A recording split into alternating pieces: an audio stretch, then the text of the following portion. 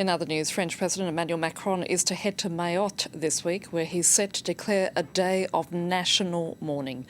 An estimated 70% of the population of this tiny French territory is thought to have been affected by the worst cyclone to hit the country in nearly a century. Rescue workers are struggling to reach survivors in France's poorest overseas department. Hundreds, if not thousands, of people are thought to have been killed, with the French government now imposing a nighttime curfew. Karis Garland reports. It's an exceptional operation for exceptional circumstances. This A400M plane is one of several taking part in an air bridge to transport crucial personnel and humanitarian aid from Réunion to Mayotte. Before they fly to the disaster zone, civil security soldiers are briefed on their mission. Our primary objective is to deploy the first water production site on Petite Terre. Given the enormous needs in Mayotte, the mission is shaping up to be a long one. 2 months, 3 months, 4 months, it's possible. The task is immense. The cyclone was of an unprecedented scale. Réunion, another French territory in the Indian Ocean, is about 1,400 kilometres from Mayotte. It takes 2 to 3 hours to reach the disaster zone by plane and up to 4 days by boat.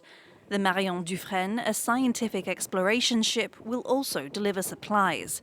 However, authorities say they're experiencing a cluster log, meaning the number of trips isn't enough to deliver all the aid that's available.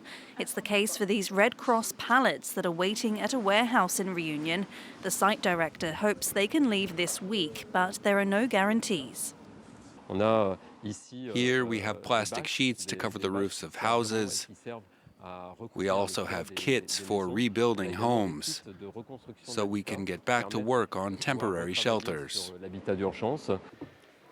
Humanitarian aid is also being prepared in mainland France. These firefighters are gathering the material needed to construct a field hospital.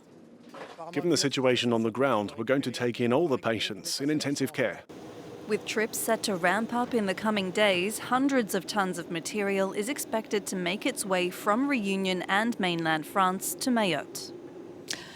Joining me now is Charlie Gardner from the Durrell Institute of Conservation and Ecology at University of Kent. Thank you so much for your time. What made this cyclone so incredibly powerful?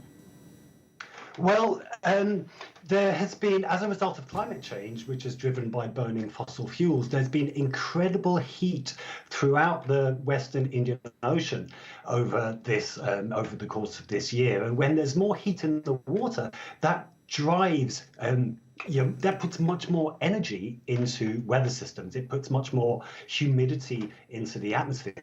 And so, although we don't have data yet, the attribution studies yet, that show that this particular storm was driven by climate change, we do know that climate change causes a much greater intensity of tropical storms. And it means that very intense tropical storms like this one become much more frequent. So it's happening, and this has happened because of burning fossil fuels primarily. But we also know that the eye of this cyclone passed over the island itself, which meant that as a result, the danger that it posed was far more amplified.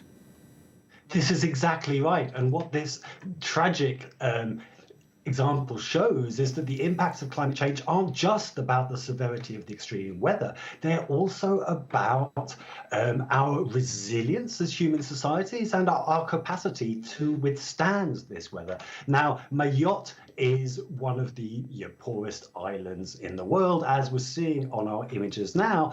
Much of the infrastructure, including people's homes, just isn't built to withstand storms of this intensity. So yes, the impacts we're seeing are the combined result of the storm itself and the fact that our human societies just aren't prepared to deal with this sort of extreme weather. And that's that has really important implications. Up till now, the discussion about how to respond to climate change has been rightly very focused on mitigating the problem, stopping it getting worse. In other words, getting off fossil fuels and stopping destroying nature as fast as we can.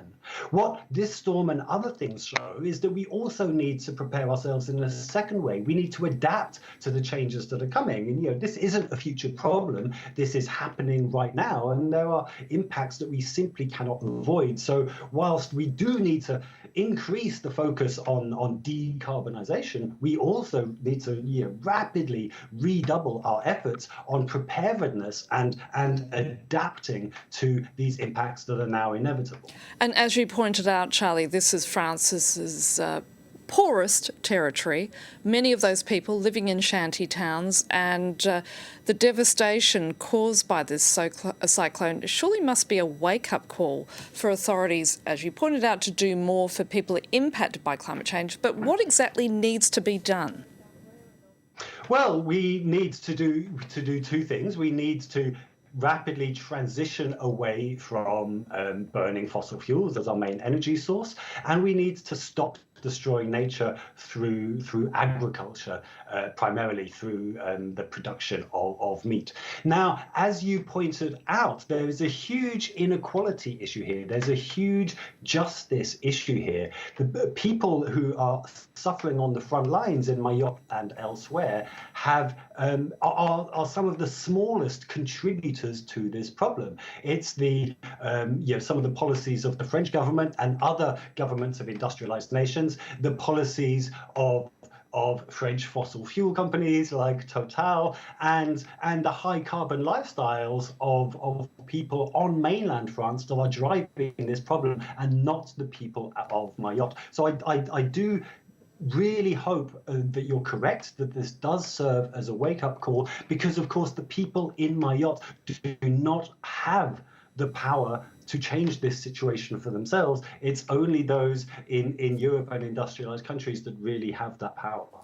Charlie Gardner, we're going to have to leave it there. Thank you so much. Thank you.